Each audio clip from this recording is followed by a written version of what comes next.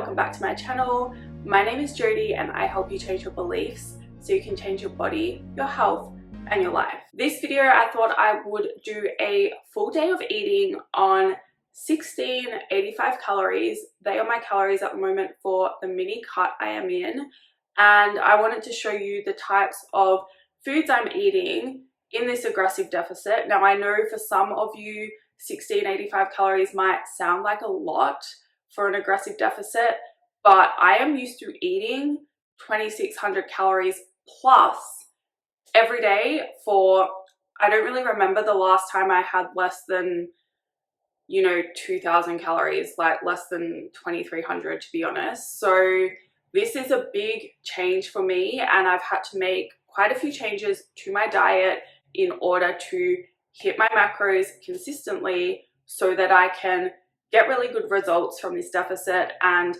get in, get out, and that's how you should approach a mini cut, right? So consistency is key. I have basically been, like, I made a meal plan for myself the first weekend before I started this mini cut, and I've really been sticking to it pretty closely every day for the past 2 weeks now. I am someone that I don't mind eating the same thing every single day until I get sick of it, and it takes me a while to get sick of it because I really like the foods that I'm eating. But if I was someone that doesn't like eating the same thing every single day, then I would recommend, it's kind of like this sacrifice you have to make, right? Do you want to make things easy for yourself or not? Do you want to be consistent and reach your goal, or do you want to make things harder and mix up your food every day to keep things interesting? Like, what is more important to you? For me, having something that's easy to follow, getting the result that I want, that is the most important thing for me right now, not mixing up my food. So it's kind of like, even if you don't like eating the same thing every day, then tough luck, unless you want to spend a lot more time kind of figuring out a new meal plan for yourself every single day.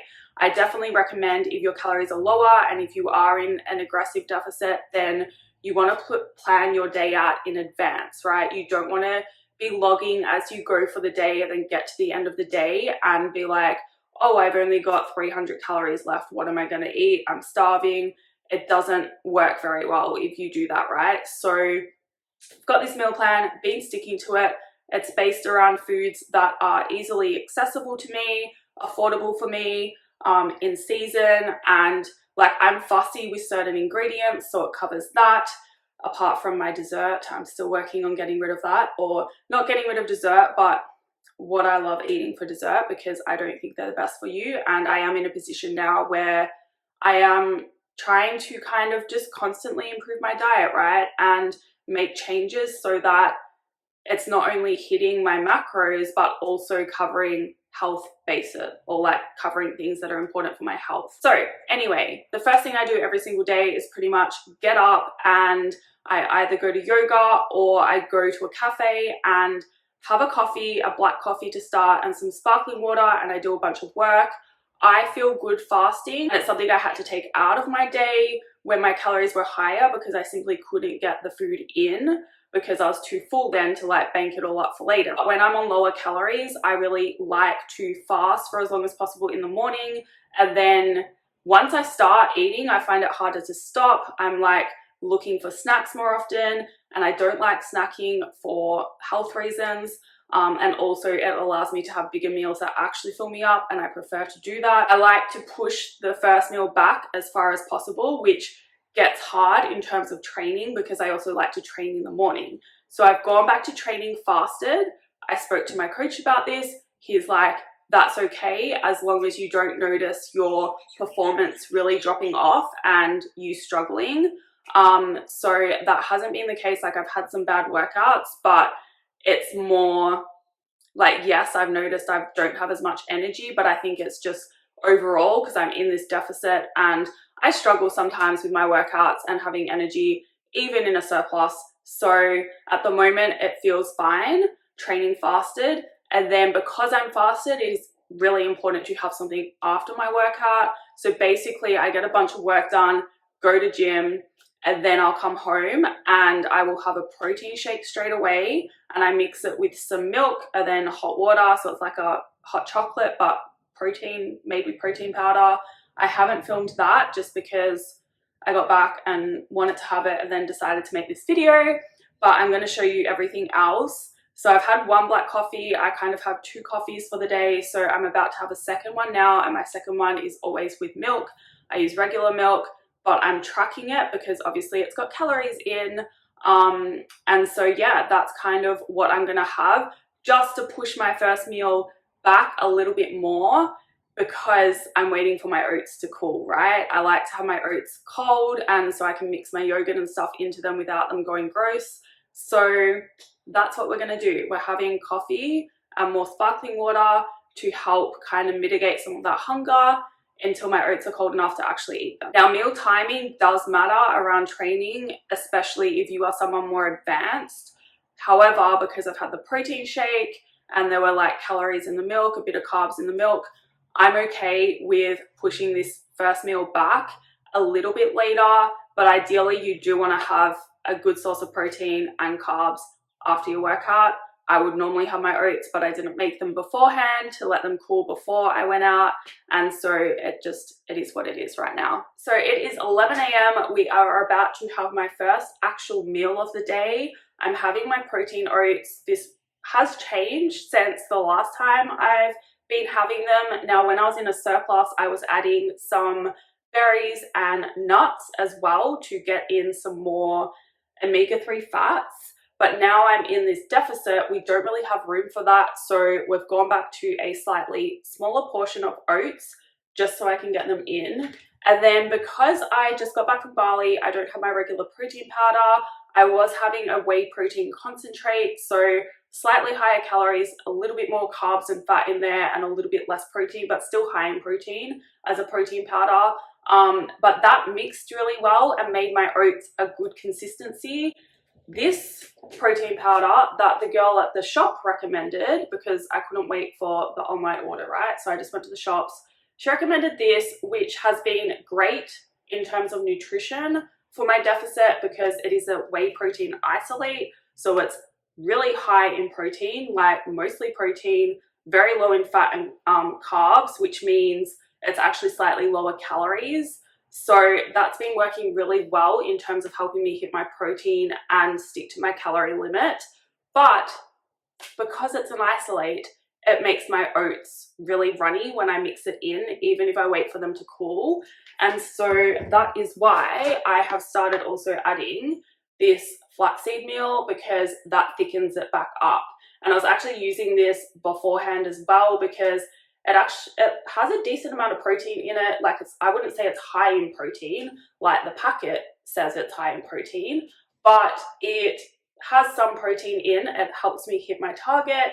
It's got some healthy, like it's got extra nutrients in it. So I think it's a good, like it's worth the calories, even though I wouldn't normally add something like this because it has no volume, right? It's just adding calories for very little volume. Same with this, really, but it's adding flavor and protein, adding nutrients and protein, so it's worth it. And it also makes it a consistency that I want to eat. And then the last thing I add, which has been a staple in my diet for years, except for when I was in Bali because there wasn't any, I missed it a lot though, is the Chobani no-fat Greek yogurt. Super high in protein, low in calories. So because of the protein powder, because of the yogurt, because of a little bit of this as well, it actually makes my oats quite a high protein meal. These are my oats, which have cooled, and now we are just going to weigh out everything that goes on top. So I basically have, I don't listen to the portions on the pack, I just make it up based on what fits into my macros and also helps me hit my target. So that's about right. So we add all the powdered stuff first, then I add the yogurt on top. Then we mix it all together so it's nice and smooth. If I had more calories, I'd add nuts and stuff on top to make it pretty, but we don't, so it's not going to be pretty. Okay, so I've just done a bit more work, been for a walk to kind of distract myself from potentially getting bored and wanting to eat sooner. I'm really trying to push the next meal back so then it leaves less time between lunch and dinner, because I like to have a light lunch and then a bigger dinner because it helps me sleep better. Honestly, I don't want to be hungry before bed. I don't want to be hungry while I'm sleeping. So I'd rather manage hunger and feel that during the day. So part of my way of managing it is to distract myself and stay busy. And walking helps me get my steps up as well. If I leave it later in the day, then I'm more likely to be tired and kind of just can't be bothered. So we try and get it done before lunch now. With my next two meals, lunch and dinner you might call it, I want to still be able to fit in a little dessert into my calories, right? So I always save room for that. And to allow for that, it means I basically have to have protein and veggies as the bulk of my next meals. That also allows me to feel like I get to eat more, even though I'm actually eating less calories. So rather than having rice for dinner, which I really enjoy, I will have potatoes because I get more volume for less calories. Potatoes also have slightly more protein in them. And with lunch, I kind of do the same thing. So I'm going to show you what I do here. I try not to use any extra sauces or oils when I'm in a deficit because it just adds calories for not any volume. And I really want to try and save my calories for actual food I get to bite into and eat, because that satisfies me better. I know a lot of people love using air fryers and fancy things like that. I don't have one available right now, so I am relying on other cooking methods that allow me to make tasty food without using butter and oil. Steaming is one of them. And if you add salt to your food, that actually adds a lot of flavor, again, for pretty much no calories and lots of nutrients. If you are in a deficit and you're not eating a lot of processed foods, then it is important to add salt back into your diet, especially if you are in a warmer climate or doing a lot of activity, because it helps you rehydrate. Hydration isn't just about water, it is about electrolytes as well, sodium being one of them. Now for my protein for lunch, generally I will have cottage cheese, that's really high in protein, and then I will have eggs, but instead of using egg whites or just whole eggs, I will use both. So I'll use one whole egg, so I still get some of that yolk and nutrients and flavor, but I don't have enough calories or fats for two eggs if I want to eat everything else I want to eat. Then I add whites only to the whole egg just to bulk it up a bit more, give me more protein, along with the cottage cheese. That's going to help fill me up and just make this work. So I use this non-stick pot with a lid to basically steam some cabbage because that's high in volume, and then I pour the eggs over, and because there's like a tiny bit of water still underneath, that lets it all cook with the lid on, and then it doesn't end up sticking and the water evaporates. And if you turn it off at the right time, then the eggs go a bit golden as well. So that's how we do things and keep it all low calorie, high volume. I'm going to show you what it looks like when it's done. I add some veggies on the side, again, just for more nutrients and more volume to make me feel like I get to eat a lot, because that makes me happy. And some days I will make kind of a salad with the cottage cheese, the same vegetables, and then I add a tin of tuna instead. And that's how I do give myself some variety, is I mix up my proteins, and I do the same for dinner. You'll see what I have later. Sometimes I'll have fish instead. So I basically have kind of 2 meal plans that I'm working with, or I prefer to call them ideal days of food. And mixing up the proteins only gives me enough variety to kind of keep me happy enough. And again, as I said before, even if it didn't, it's kind of just like tough luck, stick with it. If you don't like eating all your food, sometimes like it is what it is. And if you want your goal enough, but you're time poor, you're having trouble thinking about what to eat all the time, make it easier for yourself and stop trying to mix things up. All right, so there's my cabbage finely sliced, and I have steamed it in this pot. There's still a little bit of water on the bottom, but not too much. And then I'm just going to add my egg mixture, whole egg with the egg whites, to this, and then put the lid back on. There's heaps of salt in there as well for flavor. All right, so that is the finished product. We have got some cucumber salad with sliced cucumber, like really finely sliced, salt and cayenne pepper for flavor without calories. And then we have some cottage cheese with cinnamon. Again, like herbs and spices are the best way to flavor your food when you're on low calories. And we got some beetroot, and so lots of nutrients, lots of volume, protein, more volume, because it's like a Japanese inspired omelette. Alright, so it is time to start thinking about dinner. I'm going to show you when it's ready, but I just want to explain a few things so that you kind of understand the reason why I'm eating what I'm eating, because I think that will be beneficial for you. So basically, I like to have dessert.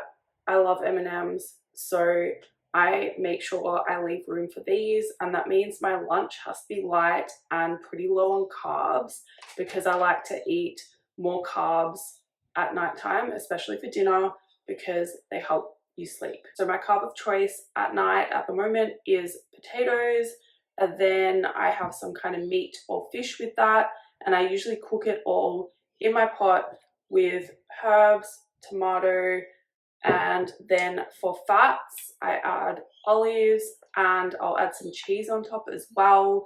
And that's pretty much how I end up hitting my macros and getting to eat a lot of food still. Meals fill me up. If I get hungry in between, I will have water, go for a walk, have a black coffee, or right now I'm going to have a peppermint tea, and then it will be time to start cooking dinner, and then I'll eat around 6:30 p.m.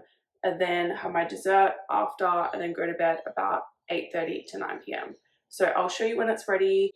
If you have any questions, feel free to write a comment or send me an email. That is all for this video. Thank you for watching.